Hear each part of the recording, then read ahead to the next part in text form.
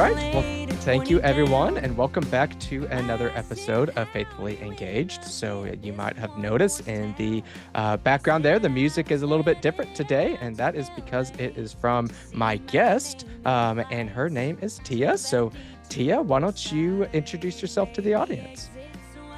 Hello, my name is Teea Goans. I am a singer-songwriter out of Nashville, Tennessee. I've been performing for my entire life, and I've only been songwriting for just the past few years, and it changed my life. And I'm excited to be here.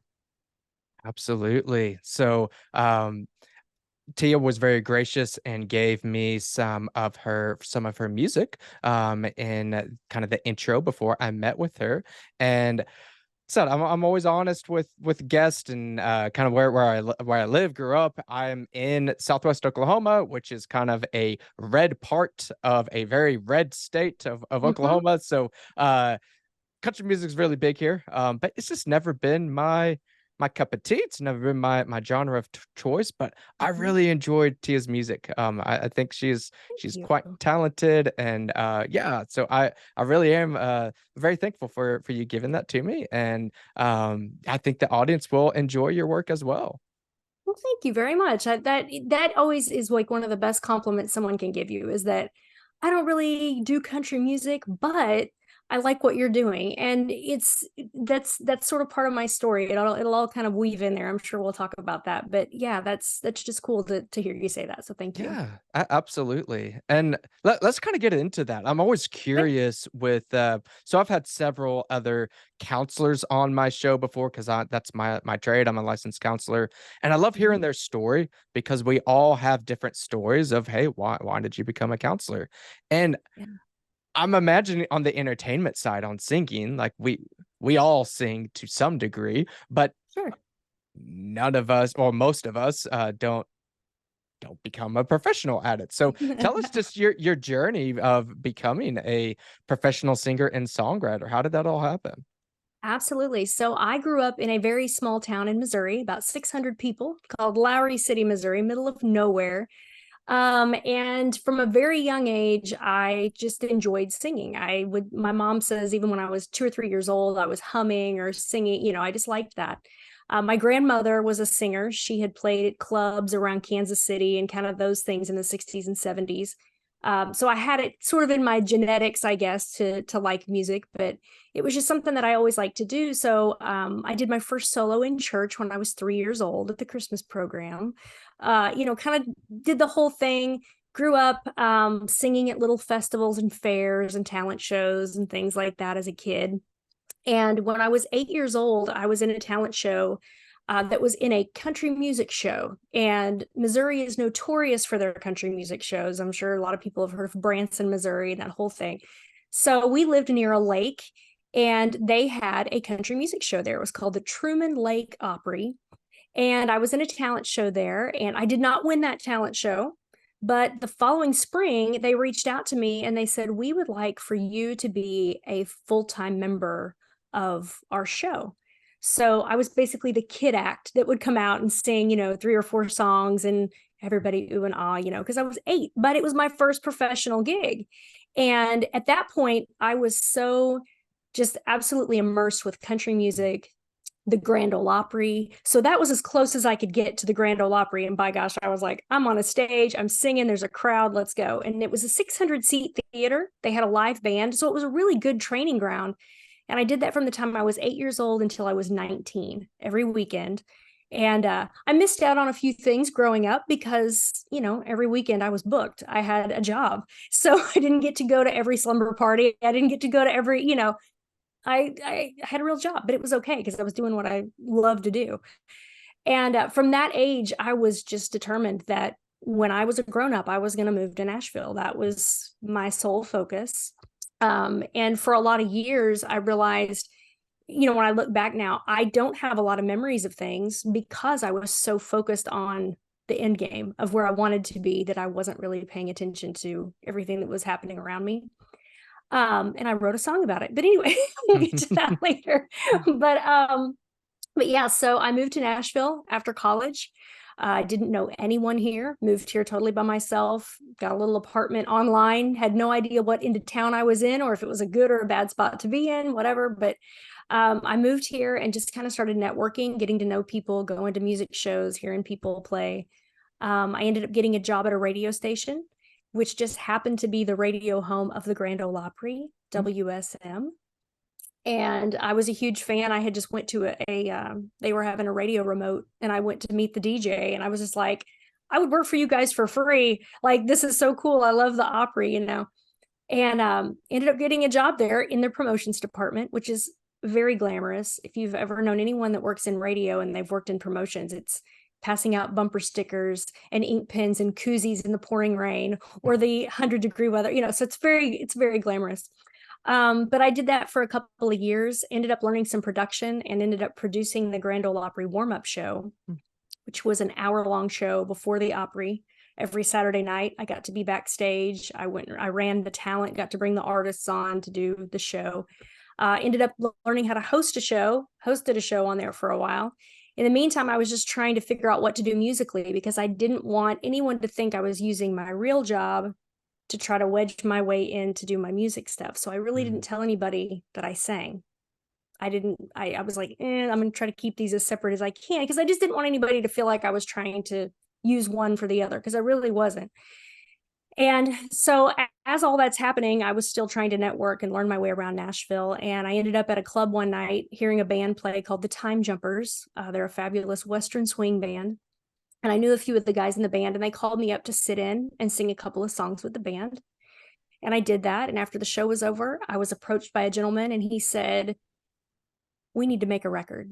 And I was like, "Who are you? What?" Okay. And he said, "I manage the Time Jumpers, and I've got my own label, and I would love to make a record with you." And I was like, "Okay." So his name was Terry Choate. He and I ended up making 4 albums together. They were all very traditional country music, which is old school country, Merle Haggard, Loretta Lynn, kind of that style of things. And it was all cover music. I was not writing. I had tried to write, wasn't really my thing. So I just decided that I would be an interpreter of other people's music. And I did a lot of cover songs. And through that time, that we made records together from 2010 to 2017. And during that time, I was part of a couple of television shows called Country's Family Reunion and Larry's Country Diner. They're big in Oklahoma. So if you have some Okies listening, I'm sure they've heard of RFD TV. But I was part of those TV shows, got to do some cruises. I ended up traveling to Sweden and Norway and traveling around the United States doing shows and kind of doing that whole thing. And so that's sort of how it happened. And 2017, like I said, was the last record that we made together. I got to perform on the Grand Ole Opry for the very first time in 2010, which was incredible. And I kind of thought, okay, I've reached the dream. I've done the thing, and I've performed on the Opry now 11 times, which is still kind of unbelievable to the kid that wrote a report in 3rd grade about the Grand Ole Opry and drew a picture for career day of me standing on stage at the Grand Ole Opry singing, So that was it. And I kind of started to coast after 2017. You kind of get in the groove and you kind of are doing your thing. And I didn't realize that I was in such a hamster wheel of kind of doing the same thing. And then the pandemic hit. And that's when my whole world completely changed.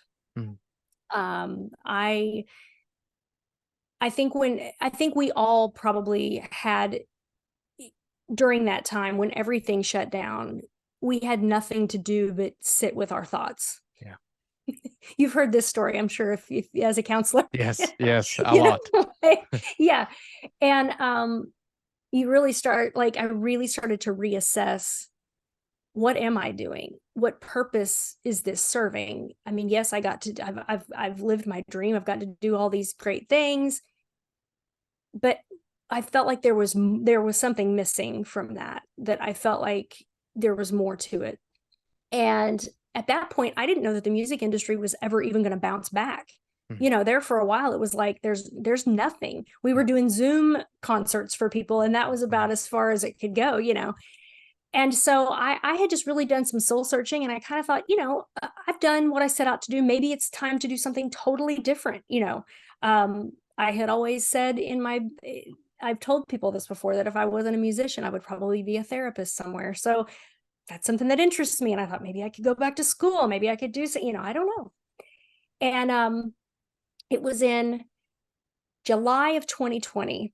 I had some very abrupt changes happen. The gentleman who had produced my records, he had kind of taken on my manager role and all of those things, Terry. He became very ill. He had struggled with diabetes for his entire life. And he got ill. He had to move back to North Carolina. So he was another piece. Not only was my business shut down, my one link of the guy who had kind of been keeping it going for me was now out of the picture, and I was just standing all by myself. And so then I thought, okay, maybe this really is a sign from the Lord that I'm just supposed to that this is the end. Like, let's just let this be. And I will never forget, I was driving one day in my car. I know right where I was. It's a road not far from where I live. And I heard God say, it's time to write. And my initial reaction was, I don't do that. I've tried that. You've got the wrong person. I'm sorry. And if you know it, if you have ever told God no about something that he asks you to do, you know that he is very persistent, and he'll bug you about it, and he'll drive you crazy, and he'll put things in your path to make you go, I'm not doing that. No, I don't want to.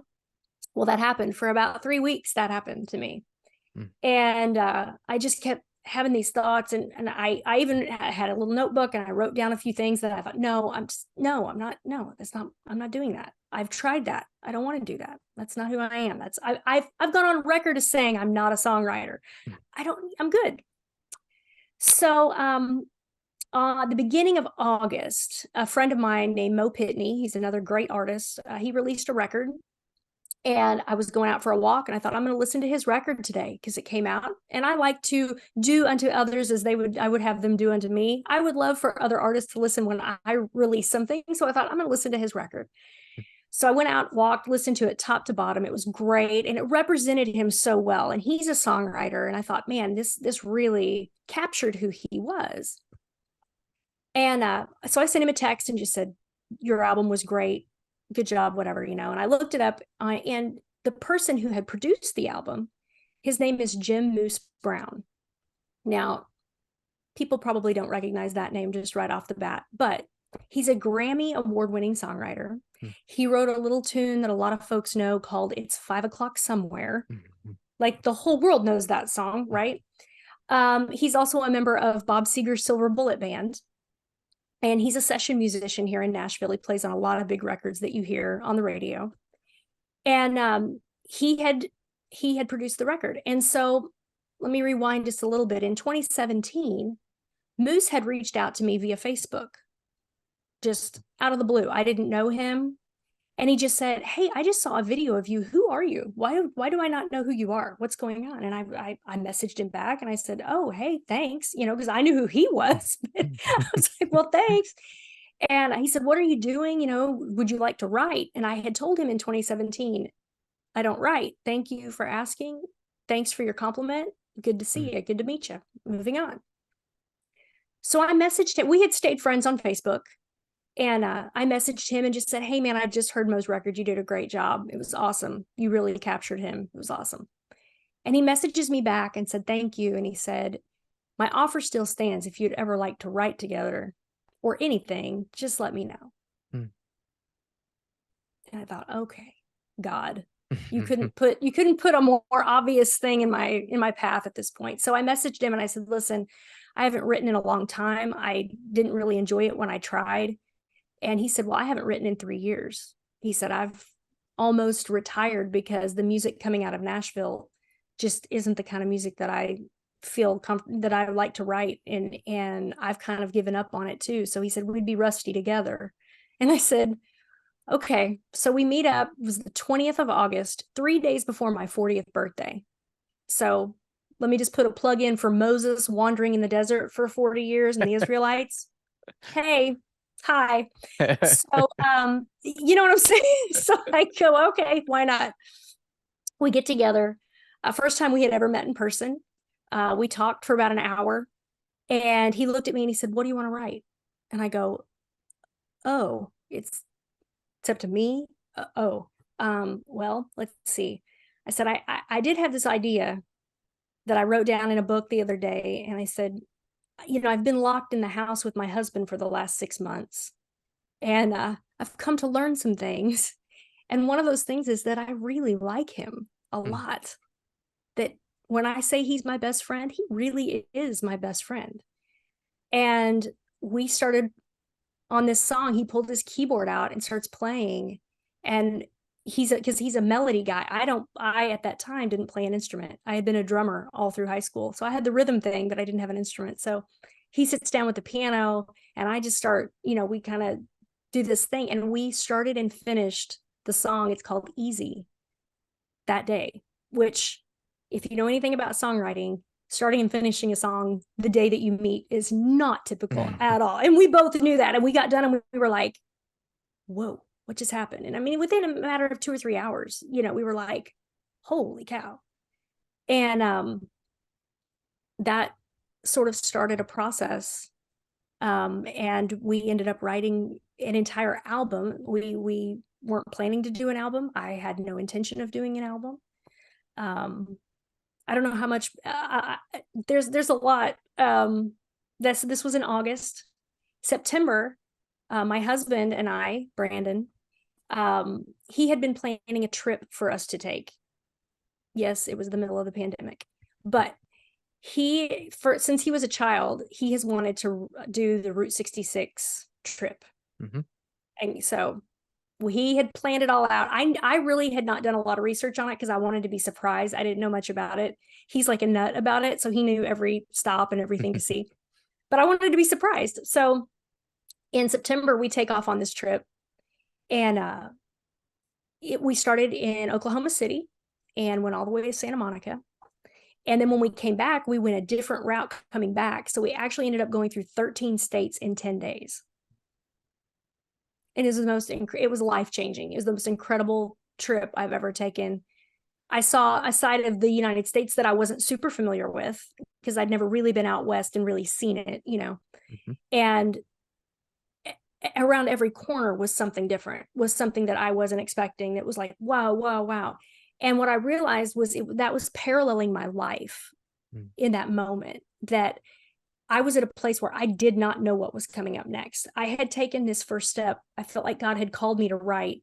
I had taken that step, but I didn't know what that was going to mean or where that was going to lead to. Or maybe it was just that one song, and maybe it was just I had no idea what was going to happen next. And so when I got back, I was talking to Moose about that. And I was also talking to him about how I don't have a lot of memories growing up, because of my focus on this is all I could think of. This was all I mm, wanted to do. And now I don't know what I want to do now. I don't know where I'm at. And we ended up writing a song that day called Enjoy the View that mm, kind of parallels that story of, and of what I was going through during that time. And so, like I said, we ended up writing a lot more songs. And he looked at me one day and he said, "What are you going to do with these?" And I was like, I really don't know. And he said, "Well, are you going to like make an album?" And I said, I, I don't know how. I you know, the only thing I've ever done, I've had to rely on someone else who had a mm, record label to do it. I didn't know. And I've also learned that, um, I relying on other people is great. It's great to have people around you, but you do have to take some responsibility for yourself sometimes. mhm, And so I said, well, okay. And I basically got online and learned how to make a record. I started my own independent label. wow. Which is not anything fancy or hard to do. If anyone out there is something that you'd like to, it's not difficult. It's not expensive. It's really not that big of a deal, but you have to have something to put it out on. So I did that. I had to learn the publishing world. I'd Mm. never been experienced anything in that. So I had to start a publishing company for my songs that I had written and learn about publishing and how that goes. And I had to learn about, how to make album artwork and how to put things on, iTunes and Spotify and learn that whole end of things. And my husband and I learned how to make music videos with our Mm. iPhones. They're not Mhm. super professional, but and they get the job done. So when we were doing everything on a very tiny budget, so it was like, okay, let's figure this out. And so I released my album. It's called All Over the Map. I'm old school. I have CDs, but you can get it anywhere. It's on Spotify and all those places. But we released that in 2021, was September of 2021. So almost exactly a year after this whole thing started, I wrote songs, put an album out, the whole nine yards. And God was so present during that time that looking back now, I know why he called me to write, because during that time, I needed a lot of therapeutic, Mm. getting a lot of things out, learning things, figuring out how me relying on people for so long had really sort of trapped me.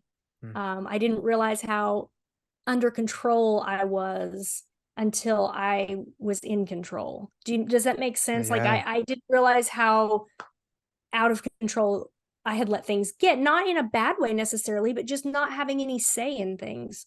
I had allowed myself to get pigeonholed into, you sing old school country music, and that's what people expect you to sing. And if you Mhm. sing anything other than that, they're going to hate you. I mean, the devil Mhm. plays big when you're trying to follow God's lead. And you listened to this album, so not every song on there is hardcore traditional country. Not Mhm. maybe there's like one that's like a real country shuffle. Some of them have kind of a bluegrass tinge, some of Uh-huh. them have a soul tinge, some of them have even one of the songs on there has, I love Frank Sinatra. It kind of has a Sinatra vibe. So it's like, there's a lot of this. I finally made a record that was who I am, and I was felt like I was really revealing myself to my audience for the very first time. They had Mm. heard me sing, but they hadn't heard my story. And when I did that, I just felt like this is why God led me to do this, because I needed to get these feelings out. And this was Mm. the only way for me to do it, was for me to write this music. And now when I'm performing it, I get a different reaction from people, because I don't have people come up after the show and go, "Oh, you have a nice voice," or, something like that. They say, "That one song, Mm. I've been there," or "That story you told about how that song came, I know what that feels like." And I have learned that I don't know, there's just something in having a purpose that it spoke, it ministered to me when I was writing it, but seeing these songs minister to other people, Mm. or to have somebody else just come up and go, "I've been where you are," or I can say that to them and go, "I've been where you are," and we can feel like we're not alone. You know what I mean? There's Yeah. just, yeah, it's been a real thing. I say a lot, fulfillment over fame. Mm. Fulfillment, it has just been the last 3 years. I have felt more like I'm in line with what I'm supposed to be doing, and the purpose behind music is completely different now than it has ever been. And I'm just so thankful that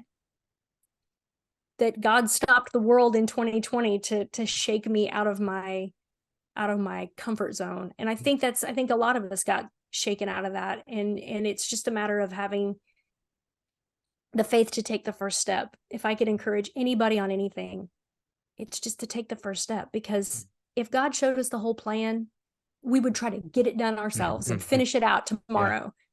He doesn't work that way. He says, take one step. I heard it said a long time ago, you will never walk on water until you step out of the boat. You got to put your foot out there. If it's in God's will, and with any decision that you make, for me, throughout this, the first thing I do is I weigh it against God's word, obviously. Does this line up? Is this where, and then if I feel like, okay, it does, and then I'm like, that I'm not sure exactly how to go about doing it, if you'll take the first step, he'll direct you. He'll either put a brick wall there and go, nope, nope, nope, not that way, this way. You know what I mean? Uh-huh. But you have to do it. You have to take that step and you have to trust him. And that's really, I think that's what I've learned the most is that, I mean, I've been a Christian since I was a kid, but that putting your full trust and full surrender in his hands, that's a big thing. And that's a daily thing. It's not something you just learn Mhm. and go, okay, check, I'm good. I know how to do that now. No, I do that every day. Like you have to re-up every day and go, okay.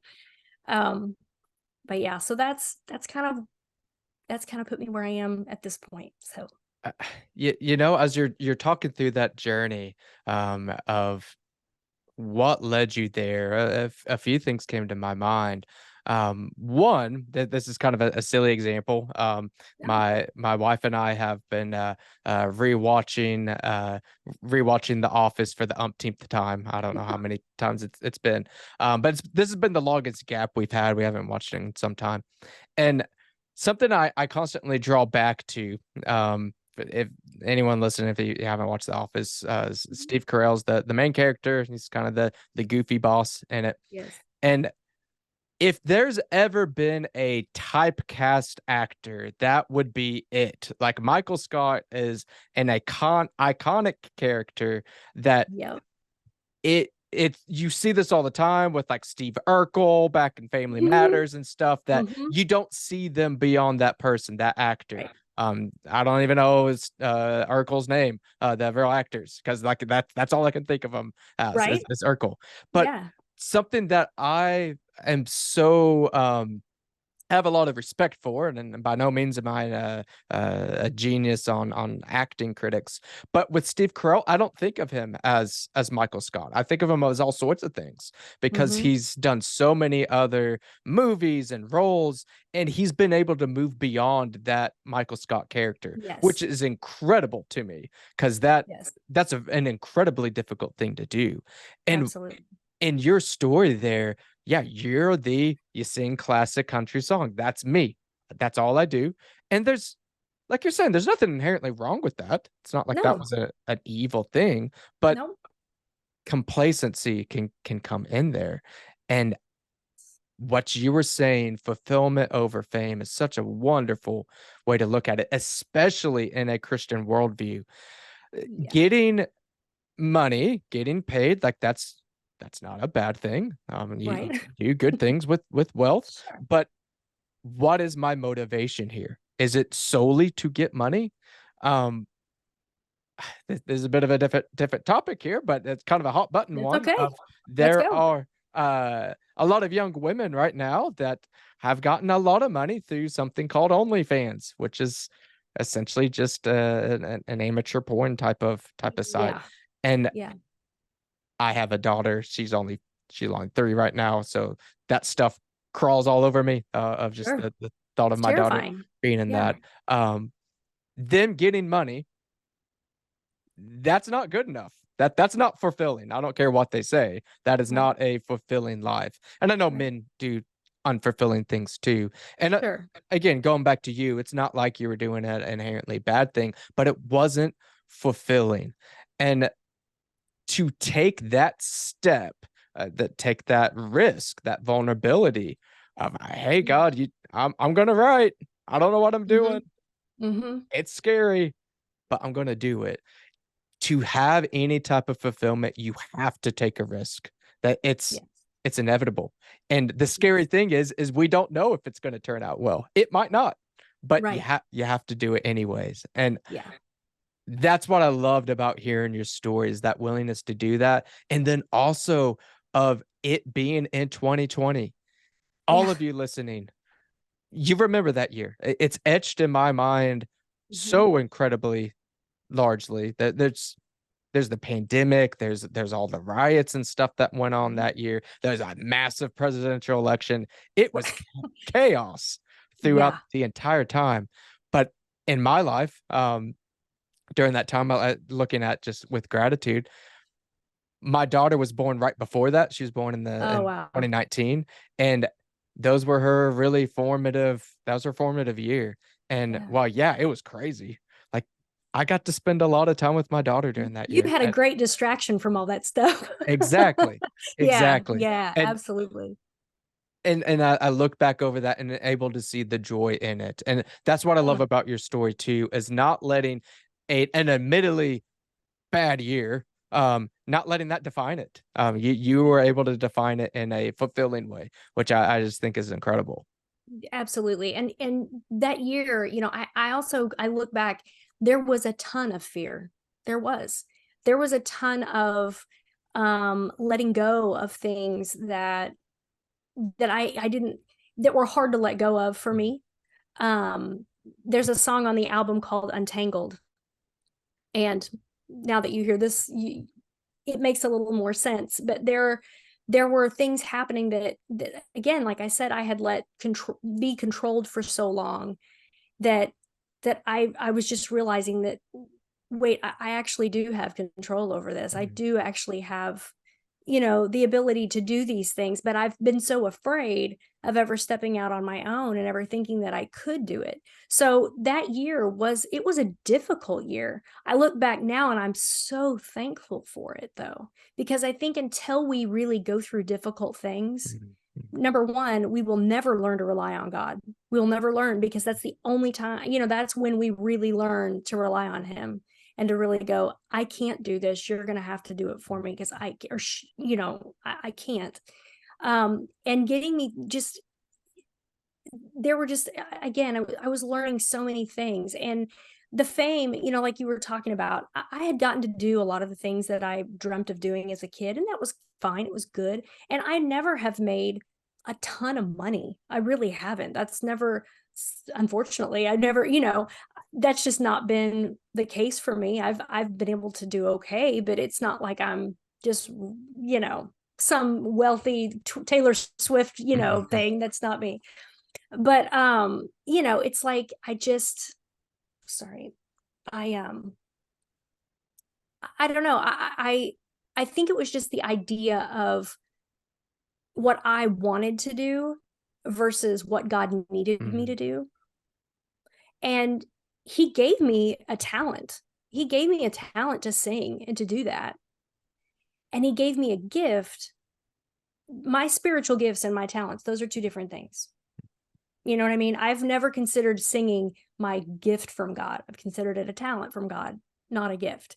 My gifts, when I read the Bible, the things that I feel like I'm strong in are teaching and wisdom and guiding people. Like that's kind of always been a thing.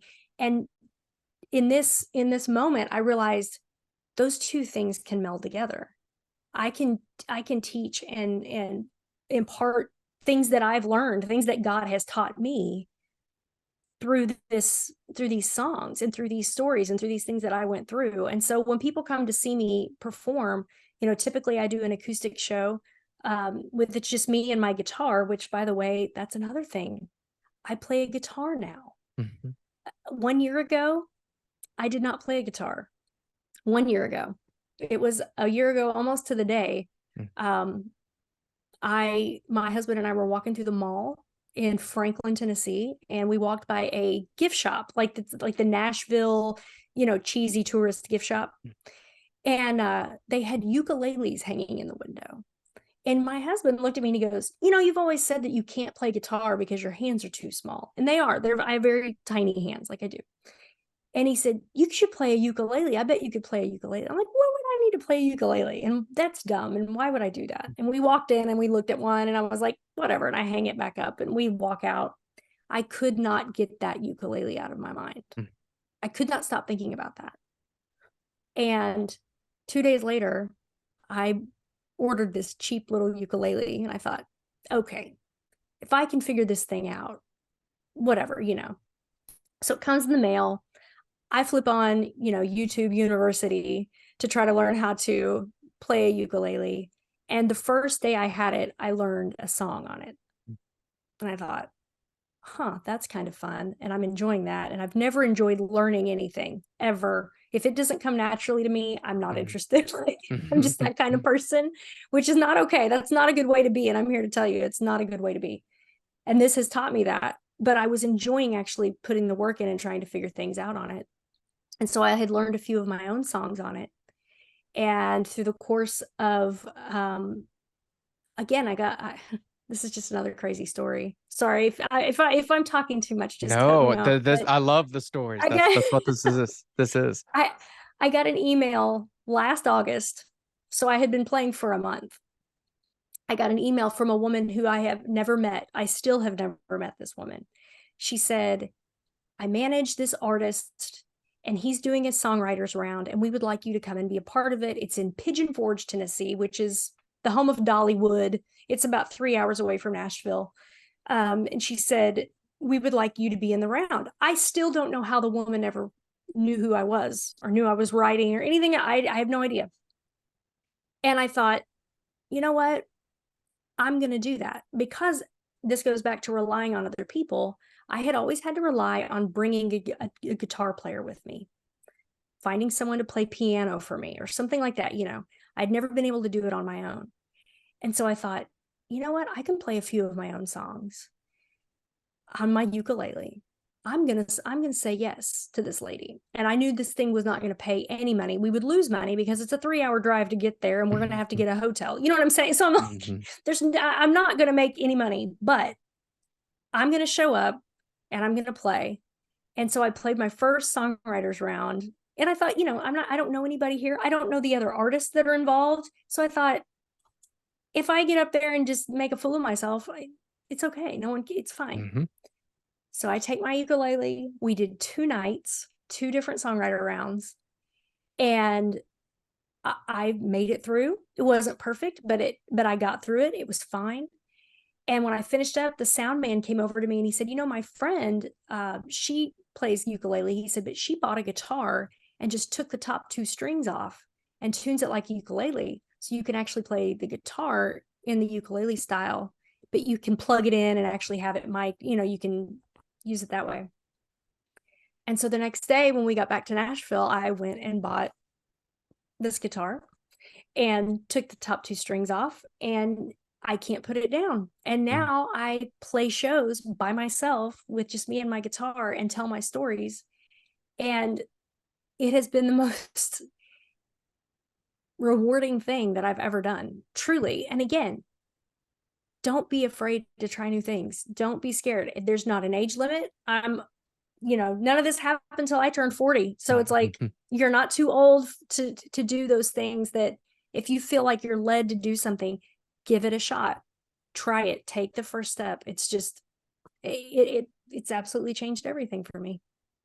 Yeah. I, no, that's so encouraging to hear. Yeah, to this wasn't something that came naturally. And you No. have that kind of natural of I don't want to do it. It's Yeah. frustrating. Um, Yeah. I've got little, so there's a lot of Bluey that's played in our household, and there's an episode of Bluey where Bluey's not able to ride her bike, so she's super mad and upset. And anyways, the moral of the Yeah. story is everyone else was frustrated, but they still did it anyways. They still made it Exactly. through it, and Exactly. that's perseverance. And that perseverance, especially as being a Christian, it's not Oh, about um Tia being the best guitar player ever. It's not no. about Johnny being the best ever. It's God, I trust you that if I fall, hey, you got me. And Yeah, maybe that wasn't the route I needed to take, or maybe I just need to keep falling until I get it. But I trust exactly. you that you're gonna put me in the right spot. Exactly. And that's the thing too. I have learned I have always been a perfectionist. I'd always been that. I had always been, in fact, that was a real struggle I had. I had kind of a mental breakdown, oddly enough, in 2017, when all of these other, I had kind of quit making music and all these other things. And what that boiled down to when I finally said it out loud was that I struggled with a perfection complex, if you will, where I had always been the good kid and I had always been expected to be the good kid. And if I ever fell off, then I was going to disappoint everybody and it was going to be terrible, and no one was putting on that on me except myself. Um, and I had really struggled with perfectionism. So when this started and I started, and again, I think part of that was also why all my growing up, if something didn't come absolutely naturally to me, like singing did, singing, I could just open my mouth and it came out and it was there. If I wanted to learn how to play basketball and I wasn't the best basketball player, I'm out. I want no part of it. Thank you. I'm not going to, no, no. If I can't be the very best one, I didn't want anything to do with it. So when this guitar thing came up and this ukulele thing, and I wasn't perfect, but I could see the purpose in it. And I could see how this was going to move me into a place of me being able to do things that I'd never done before. And I thought, well, God's called me this far. And if he's calling me to do this thing, the least I can do is put the work in to do what I need to do. Again, it goes back, to Moses. Sorry, I'm studying Exodus right now, so that's like super fresh on my mind. But he grew up in Pharaoh's kingdom, right? So he knew how the armies worked there. He knew how the things worked. He had a knowledge that was already there. So when he went in to lead the nation of Israel, he already kind of knew that, you know what I mean? Like he kind of had that knowledge going into it of like, I've seen how this can work. I've seen how not that he wanted to be a pharaoh. I don't mean that, because obviously he didn't. Thank you, Jethro, for, rerouting that whole thing. Anyway, sorry, I'm deep into Exodus right now. Sorry. But you know what I'm saying? But I felt like the least I can do is put this work in and learn these things and do it when it's hard and do it when your fingers hurt and do it when you can't quite figure out which chord you're supposed to go to next. And if that's what I'm supposed to be doing, this will pay off. And also, if God's in it, people are going to hear what he wants them to hear in it. It doesn't matter if the way I play it is perfect or if my voice cracks or whatever. If there's something that they need to hear, they'll hear it. That's my prayer now before I perform, is for the people who are listening. If there's something that they need to hear, that you need to tell them through what I say, make their ears open so that they can hear you through whatever it is, whatever song, whatever random thing I might say, let it hit them that way. You know what I mean? So I just, it does in, again, putting in the work. I think that's something that, again, I hadn't really done. I'd always relied on someone else or done something else. And you've got to put some effort into it. That's part of working that faith muscle is putting the work in. It's interesting that of just the cultural's view about humans, about mankind. Sometimes they put too high of a view of man, that essentially we are all good and essentially we don't need God. We don't need a savior. And that's not true. Not one of us are good. We've all sinned. That much is very, very evident. Again, I have little ones. It's super evident once they come out that we're not perfect. But then at the same token, also culture sometimes sets the bar too low of like, nah, you can't do that.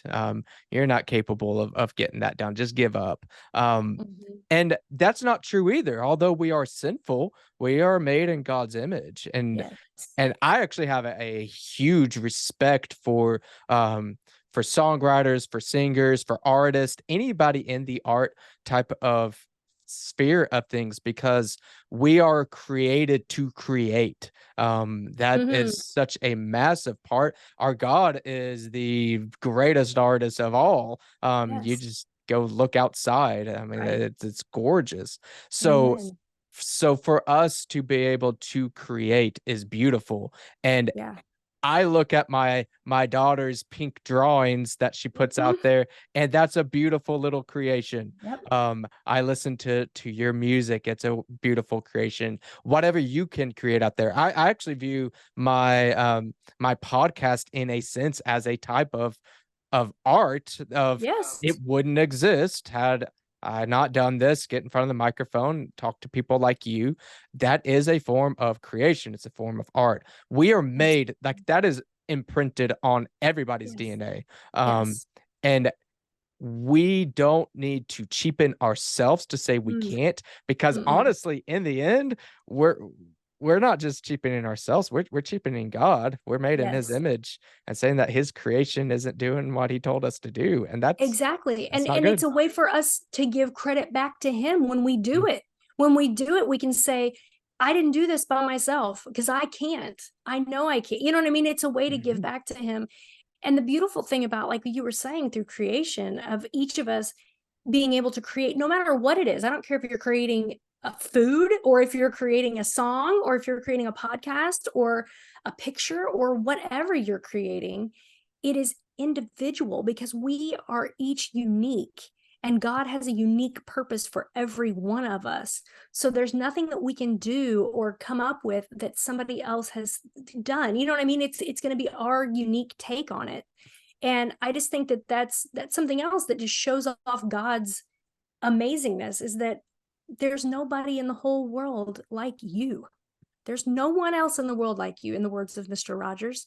But there's not. You know what I'm saying? Like, Mhm. you're unique. You are the only one of you that there's ever going to be. And what you have to say and what you have to do and what God's purpose is, it's unique to you and to your circle of people that you're going to influence. Whether you're influencing people on a podcast and you're reaching thousands of people, or your circle of people might be that you work at the bank and you see a few people, from town every day, or whatever, or your circle might be your next door neighbor. Whatever that is, you're there for a purpose. And just, whatever you can do, whatever God has called you to do or lead you to do, just do it. And because there's such a joy in it that's unexplainable. There's a peace, there's a contentment in that, when you know that you're doing what you're meant to do instead of what you want to do. There's a difference between that, and it's incredible. Just thought of this question of, so you had you this didn't all just happen exactly overnight, but in a sense it happened very quickly, It to did. where I have this direction that essentially I know I'm supposed to go, but I really don't want to. Mm-hmm. Um, what about for maybe the listener, or just maybe somebody that listens to one of your concerts or something, but they're like, "That's great, but I don't even know what I'm supposed to do. I don't know what my purpose on this earth is." Um, what type of advice, or what type of direction do you think, for those that they have no idea what their direction is, but what do you think they should do in those situations? My number one thing would be, as a Christian, especially, um, to be in prayer about it, and to be completely honest with God. Um, I have learned that the more specific you pray and the more questions you ask, the more Mm, answers you'll get. I mean, that's literally biblical.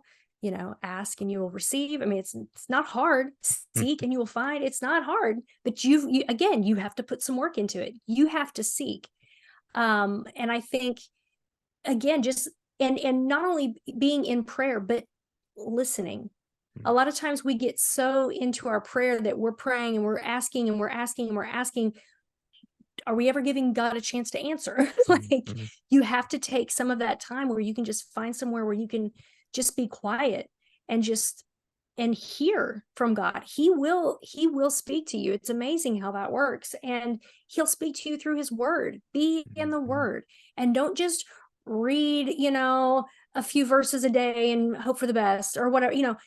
You got to dig again. You got to put the work in. You've got to look for those answers. You've got to seek that stuff. And to know God's character makes a big difference too.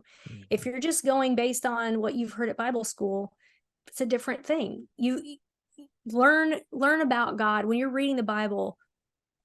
Be able to, like, go through as you're learning and think, okay, what did I learn about God from this? Because I think we're all guilty of reading the Bible and going, well, how does this apply to me? Or Mhm, how does this apply to this person I know that needs to do this? You know what I mean? Instead of going, what does this tell me about God and who God is and what God wants for us, and why God created us, and what God's sovereignty looks like in our lives, and that he's, over all things. Where are the places that he needs me? And ask him that, and it may be something, again, that you don't want to do, or it may be something that you don't think you can do. don't let that stop you, because if he leads you to it, he will lead you through it. Isn't that a phrase I've heard Mhm, before? mhm. It's again with the Moses and the parting of the sea. They were standing there going, what are we supposed to do with this? Swim across? We can't. We've got 1,000 people, 1,000,000 people with us. What are you thinking?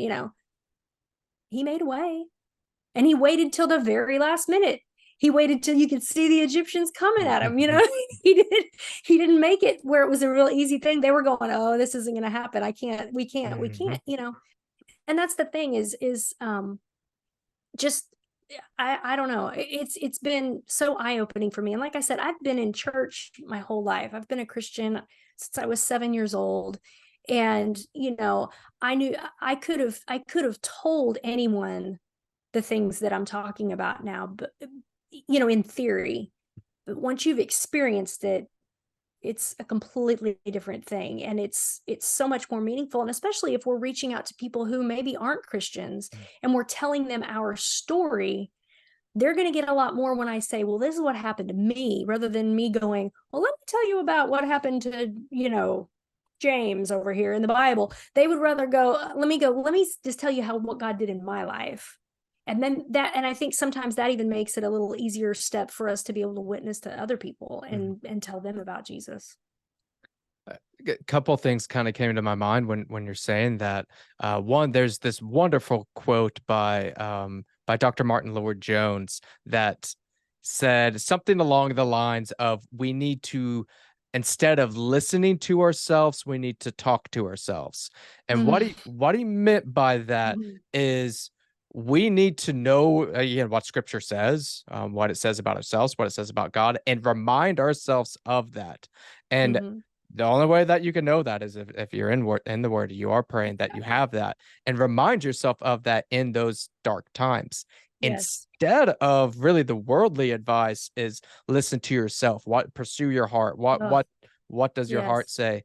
And that's a really bad thing to do, because what my heart says sometimes isn't what I really need. It No. sometimes my heart says I really want to eat this cheeseburger again, but that may not be what I really need. Um, Yeah. so knowing what I need and speaking to that in Mm. that moment, again, scripture is going to be a big piece of that. I love what you said about praying, and it is a different discipline than Bible reading. Um, Mm-hmm. it's fueled the same way. I've plugged this on my podcast before, and I'll do it again. Wonderful tiny little book. It's like 60 pages, and honestly, um it you don't even have to read all 60 pages. It's pretty thin, but it's called Praying the Bible, and it is in the name. Yeah, literally, it's praying the Bible. And Mm-hmm. what's wonderful about it, to your example of, we're so used to in a prayer, like, oh, God, give me peace, give me this, give me, that Yeah. we lose perspective. And Mm-hmm. it uses, especially the Psalms, and it uses biblical language. If the Psalm says, Lord, thank you, you were so majestic, we might use that as a prayer of, God, Mm-hmm. I saw the mountains today. They were so majestic. Thank you for the mountains. Exactly. Eh, Yes. How much better is that than, God, I want more money? Like that kind of Right. falls flat. Yeah. Use scripture. He gave it to us as a gift, and we can use it for prayer Absolutely. too. Yeah. And I think prayer, I'm guilty of this, of thinking, well, I'm going to set aside this exact moment in time, and that will be the time that I pray today, and it will be for this long, and this is what I'm going to do, and this is my list of things I'm going to say, and then I'm done. And I have grown past that now, where I feel like my prayer goes on all day long. I mean, there are some times that specifically if I'm in my car, I use that a lot of times kind of as my prayer time. It's my prayer closet is my car. Is I'll just sit in there and be like, okay, here's what's going on, or here's the person I'm thinking about, or whatever, you know what I mean? But I like to pray in a conversational way, because I think that's what we have, is a conversation with God. It's not, it's him talking to us talking to him. And a lot of times as I'm praying, and I pray out loud when I'm in my car. So if anyone ever sees me, I mean, luckily now we have Bluetooth, so people are used to seeing people talk to themselves in their car. But there was a time when people would have been like, "You okay?" But I talk out loud, and it's amazing sometimes when I'm praying things out loud that I will almost get an answer as I'm speaking and go, oh, you know what? That's right. You are so right. Like, you know what I'm saying? Like, I think Mhm. sometimes hearing, like you said, hearing what you're praying for and really speaking it and then going, oh, like I will hear those answers or get some thought of maybe you should try this way or that. This literally happened to me earlier today. I was praying about something and God was just like, there's this. And then I was like, oh, right. I didn't think of it. Thank you. And you can say that right in the moment. But a lot of times, just, when you wake up in the morning, you open your eyes and go, I'm breathing. Thank you. Thank you for that breath. Thank you that I can see to get out of my bed. Thank you that I have a roof. That, I mean, it can start with just the smallest things like that. And if you start your day in those moments and thinking that way, it gets real difficult to complain as the day goes Mhm. on. You know what I mean? Like it makes it a little harder to gripe about something when you think, wow, thank you, faucet, for turning on, and I have Uh-huh. as much cold or hot water as I want. It's clean. Thanks. Because I know that there are people that wish they could get one little cup of that water. You know what I'm saying? I mean, it just Mhm. it just puts everything in perspective when you can be, if you have nothing else to pray, pray gratitude.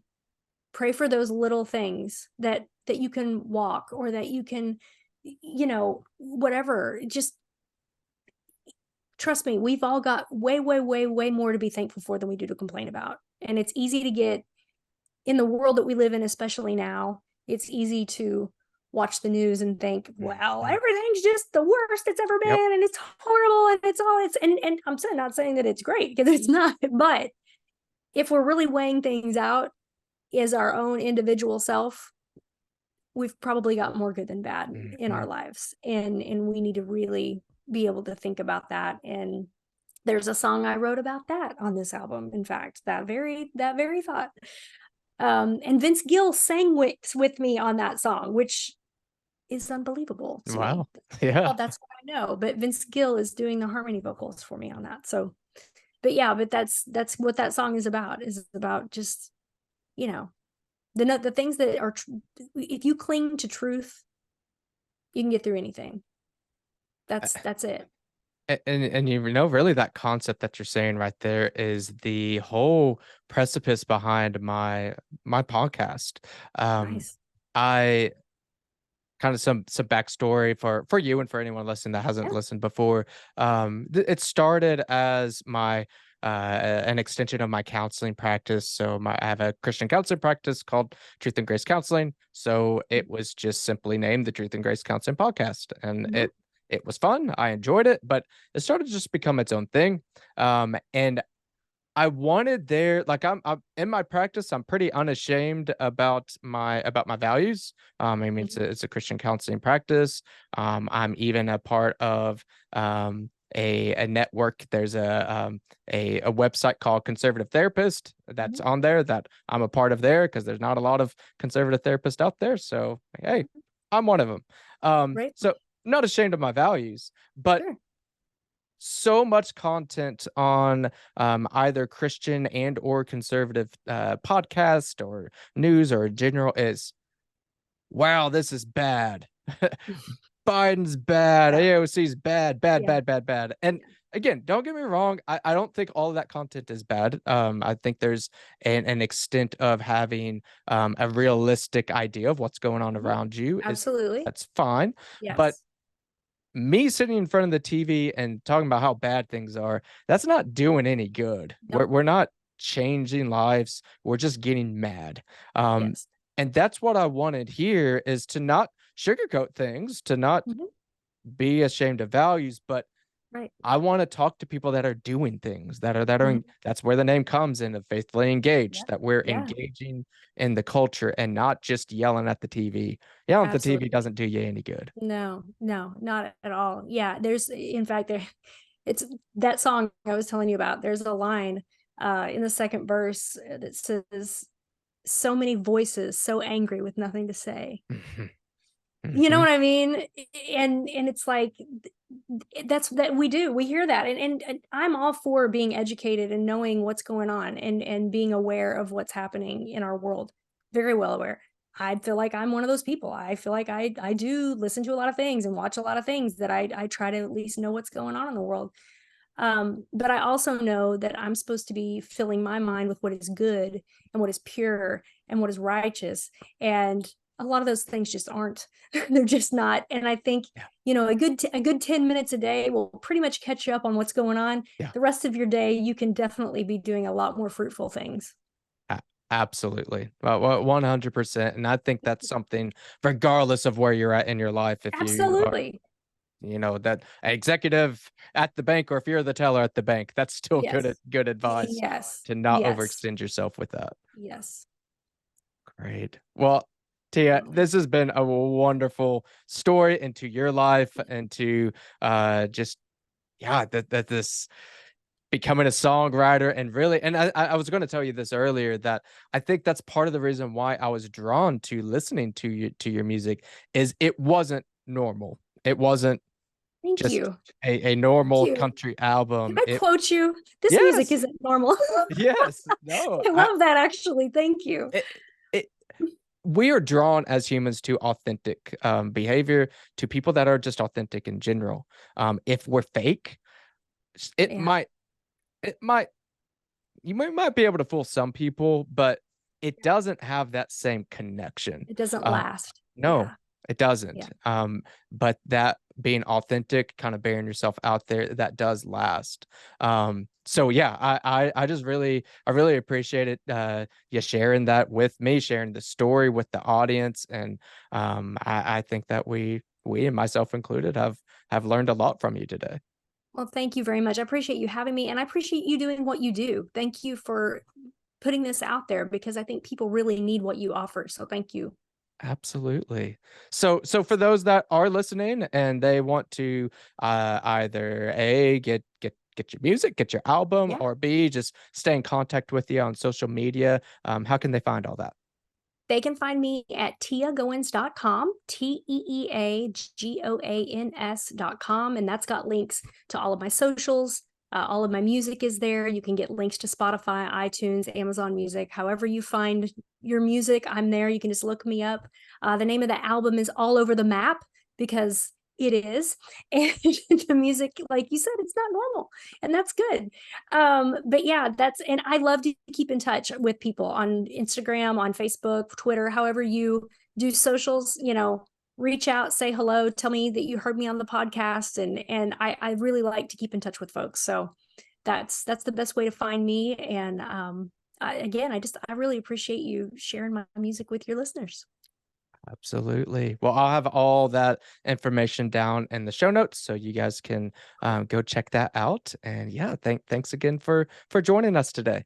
Thank you so much for having me. Absolutely. And thank you to everybody that was listening. And we Yes. will catch you on the next episode. You guys take care.